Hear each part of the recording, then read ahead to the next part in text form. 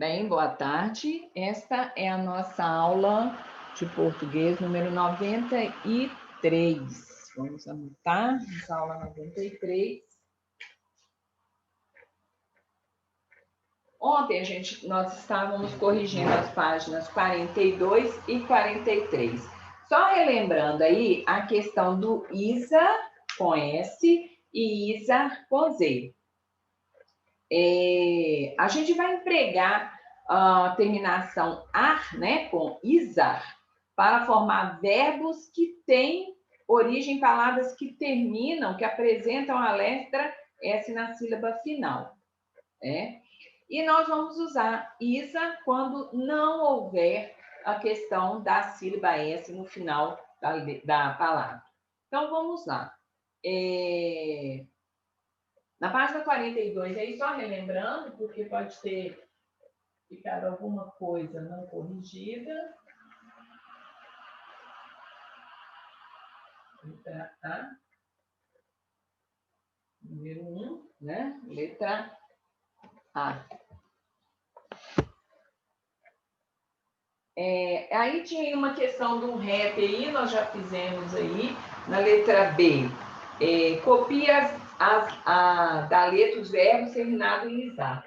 Avisar, né? Só relembrando, para a gente passar para 43, e analisar. Na letra C, ele fala o seguinte: de quais palavras se originam esses verbos? Avisar, substantivo, aviso.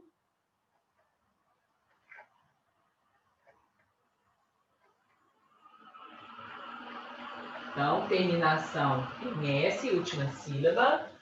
E analisar.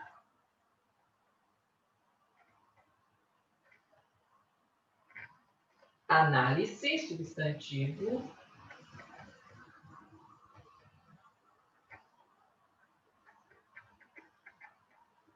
Substantivo, análise. Última sílaba com S, terminado com S. Na letra D, pergunta o seguinte: essas palavras apresentam S? Sim. Aí, né? Já até mostrei para vocês, grifei aqui. Letra E, copie da palavra da letra do rap os verbos terminados em isar. Então, letra E, economizar.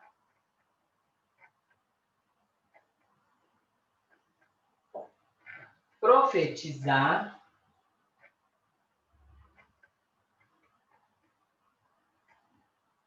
E utilizar. Pronto, né? Economizar, profetizar e utilizar. Depois ele coloca assim, letra F. De quais palavras se originam esses verbos? Economizar. E vai ficar bagunçado, vamos desmanchar ali. Vamos fazer direitinho. E já pode desmanchar.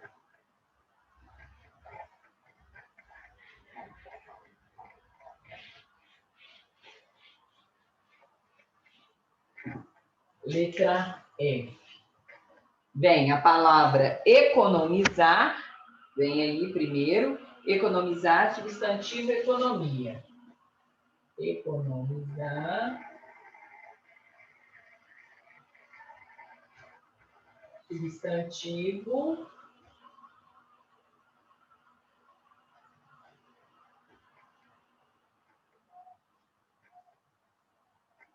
economia. Veja que nós não temos S na sílaba final. Depois, profetizar.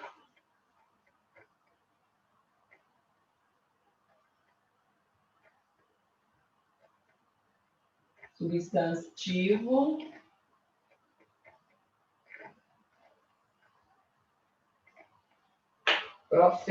Profecia, né? Profecia. Veja que também não tem S, por isso é escrito com Z, profetizar. E o último, utilizar de útil. Utilizar.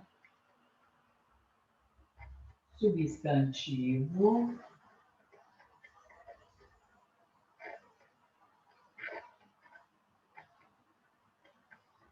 Útil. Veja que também não termina em S. E ele pergunta, essas palavras apresentam a letra S? Letra G? Não. Ó, beleza? Então, tá aí. Então, todas as vezes que as palavras derivadas, né? As palavras vêm de um substantivo que no final dela tem S, então nós vamos escrever com ZAR. S-A-R. Se for substantivo que não tem o S no final, se for palavras derivadas de substantivo que não tem S no final, vai ser com Z, com ZAR. Ó, beleza? Então, agora vamos para página 43. Aqui, que a gente já tinha só mesmo para relembrar, né, aquela correção que nós fizemos hoje. Vamos dizer na página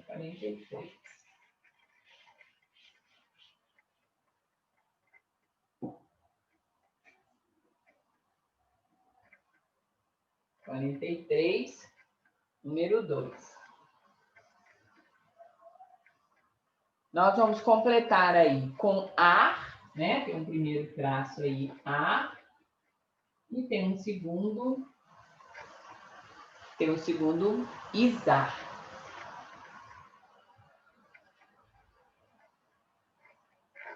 Pronto. Número 3. Número 3 eu vou precisar de um espaço maior. Então, A e ISAR.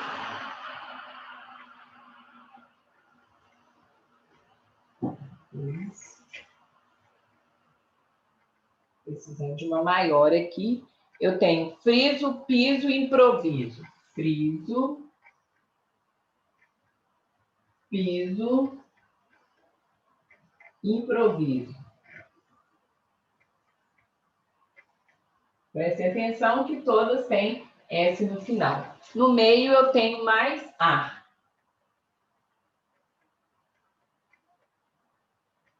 Então, frisar,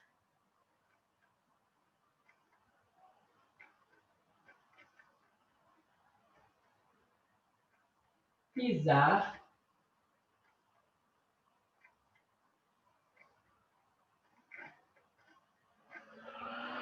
improvisar.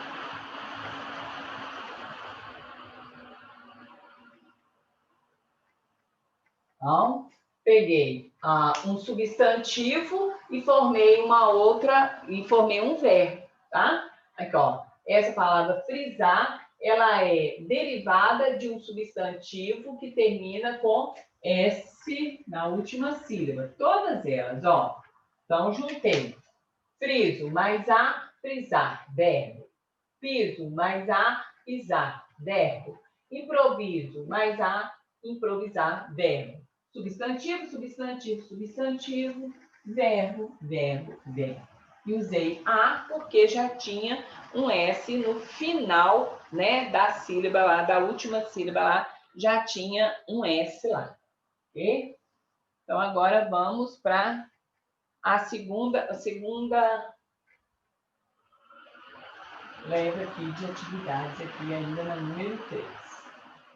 Vamos ver o que a gente tem. Os substantivos e os verbos que nós iremos formar.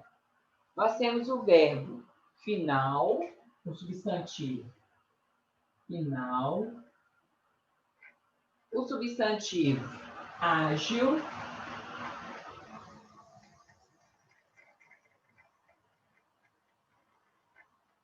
substantivo não, palavras, né? Fértil, que é adjetivo. Final, ágil, final, fértil. Nenhum deles tem S no final.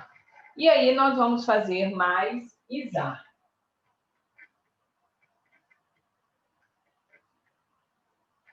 Mais ISAR. Lembrando que nós vamos usar izar aqui, por quê? Essas palavras que vão derivar os nossos verbos lá, o que que acontece? Elas não têm S no final da última sílaba, certinho? Então, nós vamos fazer aqui, ó. Essa com essa vai dar finalizar. Com Z. Essa, agilizar.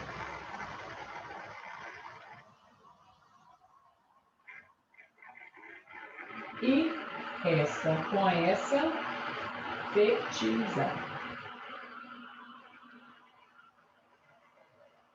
Vendo? Então, o que que nós temos aqui? Nós temos aqui palavras, né, que vão dar, que vão derivar verbos, e essas palavras, elas não contêm o S, por isso que não é. Nós não vamos usar aqui o A, né? E sim o ISA, exatamente por esse motivo de não ter S na sílaba final. Tá bom? Certinho? Então, vamos agora para número 4.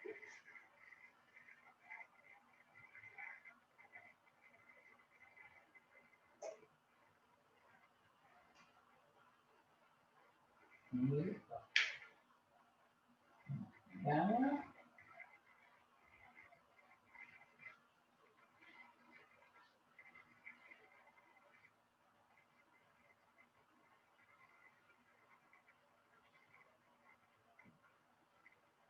A número 4, letra A. Vamos ver o que é para fazer na número 4. Complete as frases com os verbos da atividade 3. Então, as que nós usamos, a que nós construímos aí na atividade 3, nós vamos fazer aí embaixo. A monitora teve de, letra A, improvisar.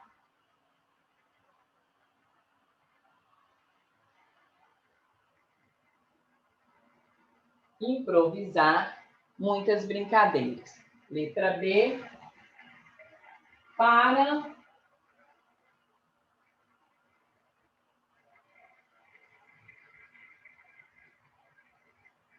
finalizar a festa, haverá um grande queima de fogos. Letra C, frisar.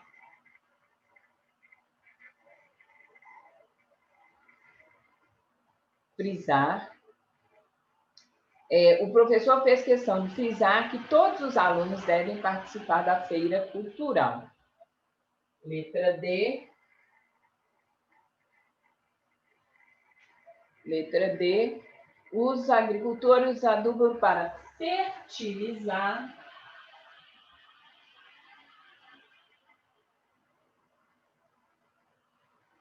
Fertilizar o solo. Letra E.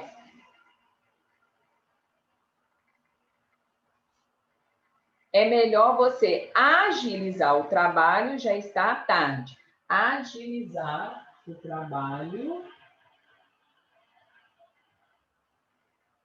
Está aí, né, no traço. Letra F. Está escrito na placa do jardim. Favor não pisar.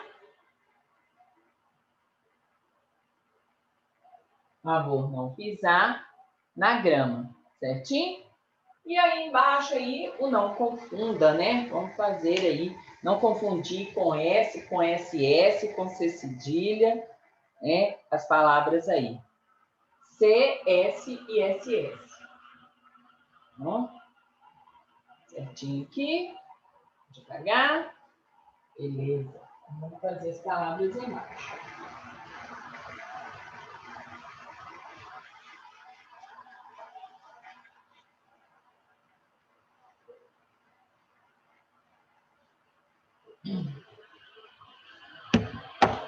Então, aqui nós temos.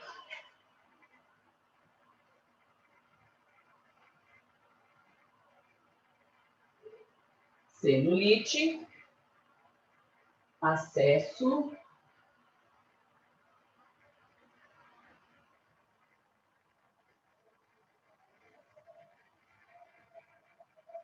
depois pêssego,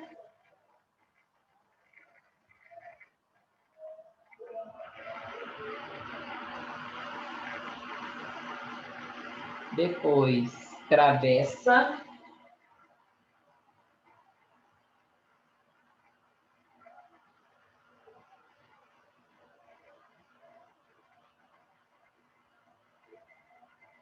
depois sereia,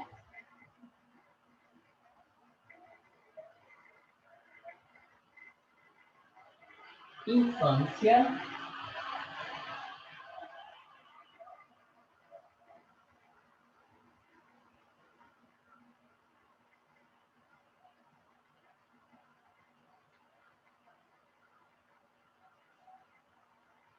e depois pensamento,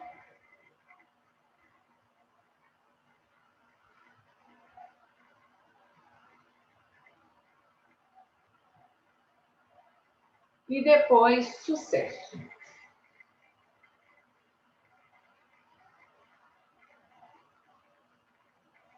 C, 2 S. Então tá aí, completa aí certinho aí as palavras aí.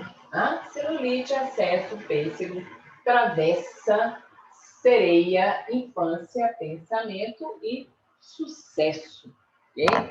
Bem, o que nós vamos fazer agora? Nós vamos falar de uma coisa que a gente tem usado muito, né?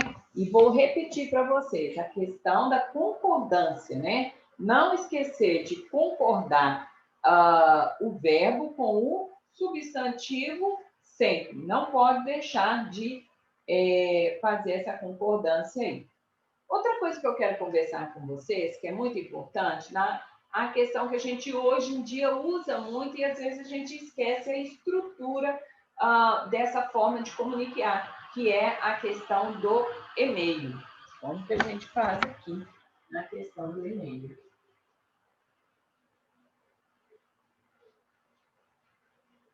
Bem, todas as vezes que nós vamos escrever um e-mail,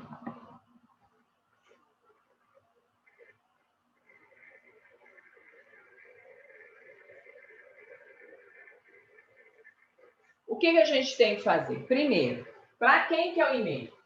Então, para quem que a gente está mandando?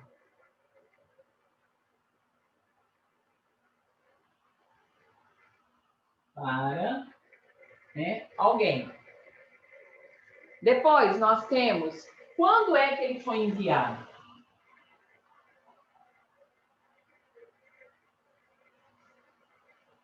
E quem mandou?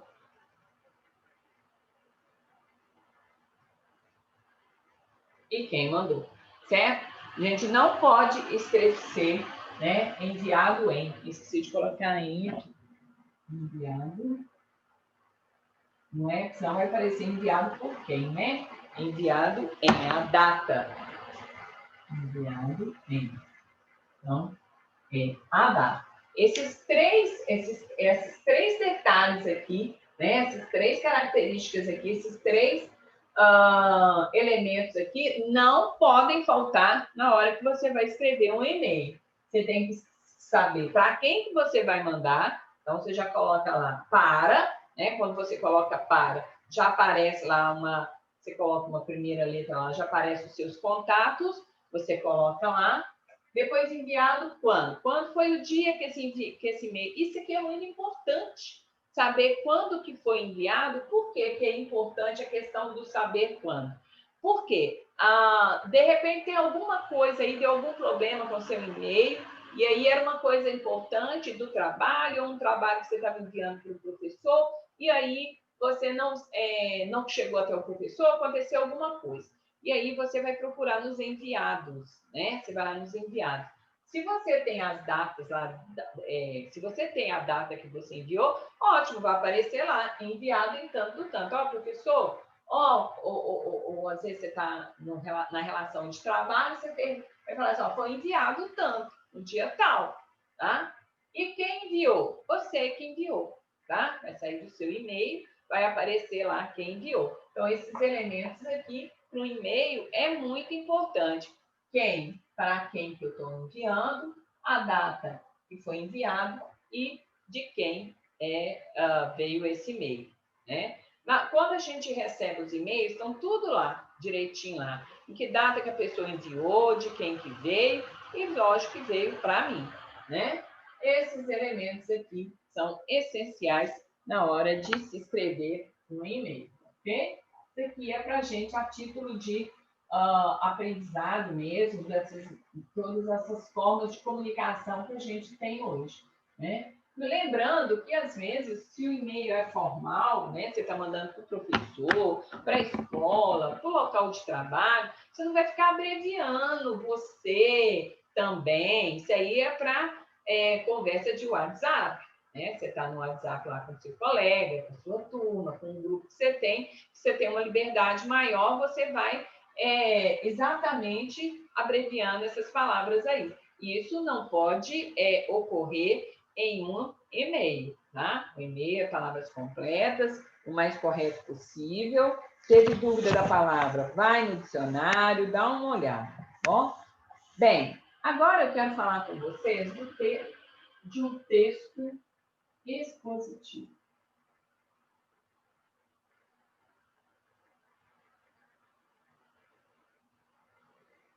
O que é um texto expositivo?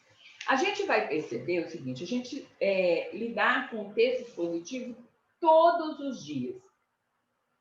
Aí na página 46 do livro de vocês tem até um texto aí falando respeitando o piso tátil. O que é esse texto aí? O que ele vai falar? Ele vai falar do tipo quais são as regras para se construir um piso agora nas ruas, para que elas servem, para quem elas servem, o que elas orientam. Então, eu estou expondo, né, a questão desse piso aí, falando sobre esse assunto. Então, o texto expositivo, ele vem o quê? Ele utiliza a descrição daquilo que eu estou falando, né, para explicar determinado assunto. Então, ele utiliza a descrição para explicar. Utiliza a exposição, a descrição.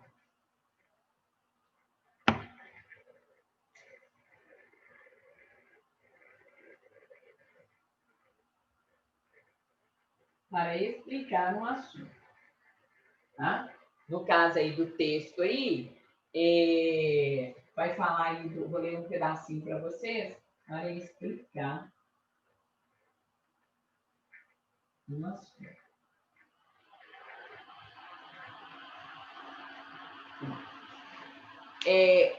Aí no texto aí do livro de vocês está falando o seguinte, a norma técnica NBR 950/2004 caracteriza o piso tátil pela diferenciação de textura em relação ao piso regular.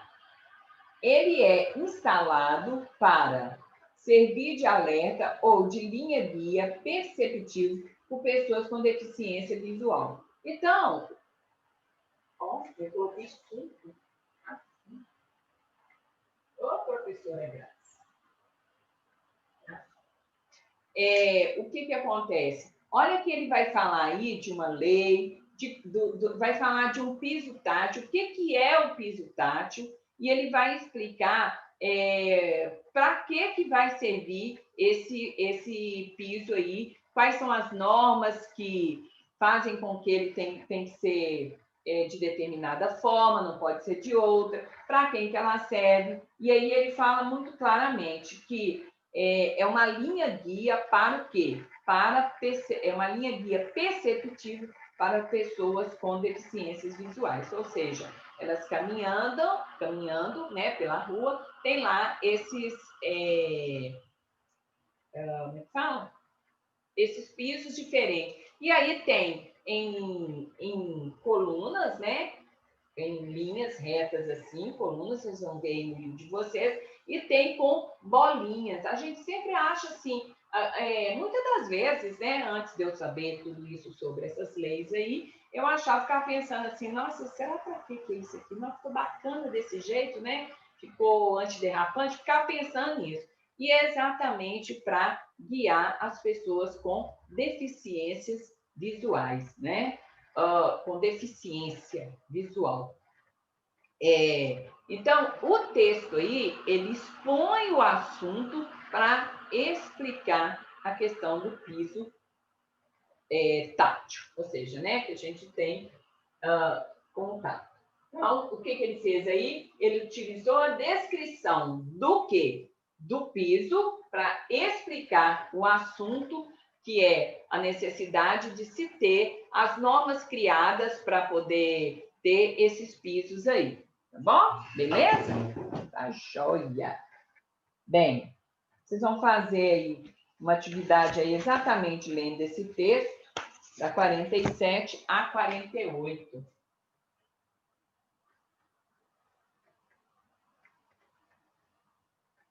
Quarenta e sete a 48. Bom? Beleza? Certinho? Então, tá bom.